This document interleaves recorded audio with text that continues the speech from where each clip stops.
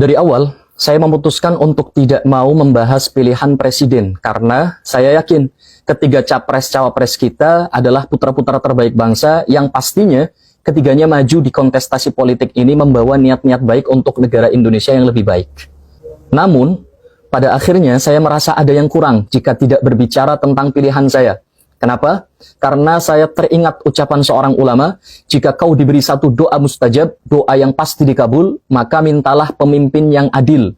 Karena dengan itu, semua aspek kehidupanmu akan menjadi baik. Sebelumnya, ini semua berangkat dari perjalanan analisa pribadi saya ya.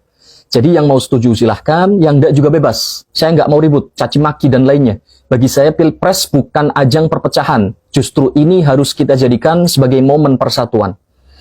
Awalnya ada satu calon yang pasti tidak akan saya pilih. 03. Maaf, jangan tersinggung. Meskipun saya kagum dengan kecerdasan dan ketegasan Prof. Mahfud sebagai calon wakil, namun saya sangat tidak yakin dengan partai yang ada di belakang beliau. Bagi saya itu harga mati.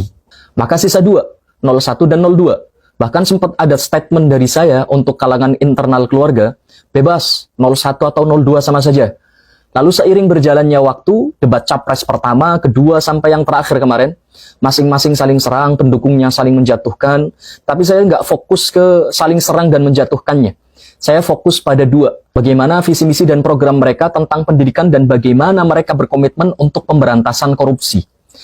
Kenapa saya fokus pada 2 itu, pendidikan dan pemberantasan korupsi? Pertama, karena saya seorang guru. Terlahir dari keluarga guru, ayah ibu saya guru, dan kami tahu betapa pentingnya pendidikan untuk putra-putri bangsa. Maka saya akan prioritaskan calon yang visi misinya relate untuk memajukan dunia pendidikan. Yang kedua, pemberantasan korupsi. Saya sudah sampai pada tahap terlalu muak dengan kasus-kasus korupsi di Indonesia. Kalau yang ini saya yakin, siapapun orangnya, asalkan dia warga Indonesia dan bukan keluarga koruptor, pasti setuju. Bayangkan saja, kerugian negara akibat tindak pidana korupsi ini sudah teramat besar.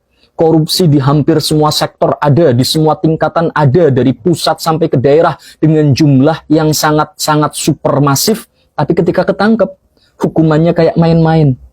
Dan kasus ini akan terus subur di Indonesia karena hukuman penjara itu sangat tidak efektif membuat para koruptor dan calon koruptor itu jera. Mereka nggak takut penjara, mereka hanya takut miskin. Harus ada tindak serius dalam hukum perampasan aset.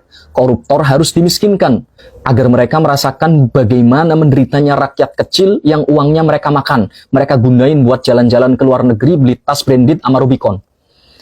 Saya sudah pada tahap teramat muak dengan kasus-kasus korupsi jumbo yang sering menghilang dari lane. Hilang begitu aja. Padahal jika dalam satu sektor saja, sebut saja sektor pertambangan. Menurut ex-ketua KPK Pak Abraham Samad, beliau bilang, kalau saja di pertambangan kita bisa menghapus celah korupsi, maka setiap kepala orang Indonesia setiap bulan akan mendapat uang 20 juta rupiah tanpa kerja. Bayangin, tiap bulan per kepala warga Indonesia, negara bisa kasih 20 juta tanpa mereka harus kerja loh. Baru satu sektor. Gimana kalau semua sektor bersih dari korupsi? Kita ini sebenarnya kaya, negara kita super kaya. Tiap individu warga Indonesia ini kaya raya secara merata. Kenapa banyak yang miskin? Ya gara-gara kelakuan para tikus berdasi itu.